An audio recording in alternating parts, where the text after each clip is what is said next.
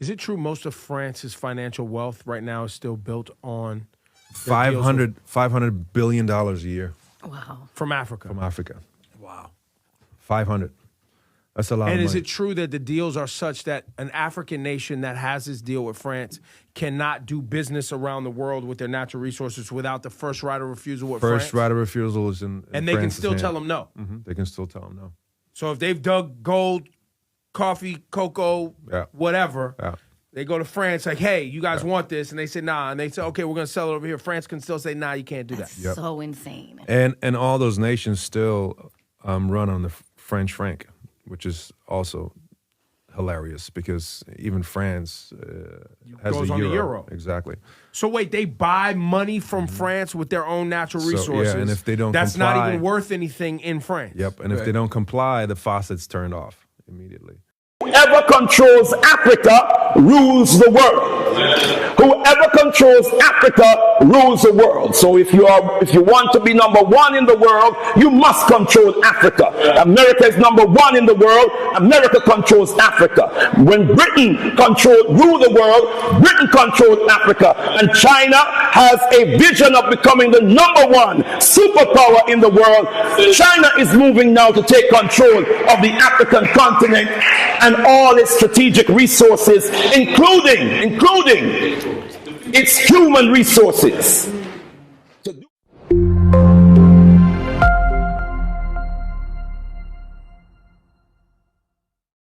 And I didn't come here looking for a handout, and I really don't think you need one. Your problem is that you think you need a handout. Everything you need is right under your foot, but you looking everywhere else for help instead of to yourself and what you can produce for yourself. This is Africa's dilemma. You are parading yourself before the world as international beggars when you gave civilization to the world. Your problem is not America. Your problem is not Israel. Your problem is not Britain. Your problem is your disunity and your dependence on others to do for you what you could do for yourself. So I don't have to come back here anymore to help you. The help is already here. The knowledge is already here. The land is here. The sun is here. The water is here. The minerals are here. You have some of the finest minds in the world, but they're in Europe and they're in America making money while Africa suffers. Why don't we create politically stable environment and call the children of Africa back home to help build Africa? We are your children. And we will come and help. But don't expect us to come with billions of dollars when we don't have it. We're struggling in America. But you got it all right here under your foot.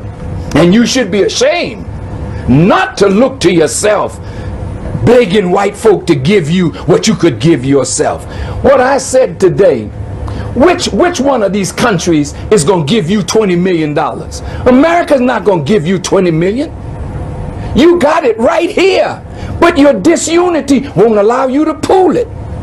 It's your fault, and you got to accept that responsibility. That is why my message is atonement, reconciliation, and responsibility. We got to stop blaming everything on somebody else and see what is our responsibility. Africa is a cemetery for Africans. When an African becomes rich, his bank accounts are in Switzerland. He travels to France for medical treatments. He invests in Germany. He buys in Dubai. He consumes Chinese.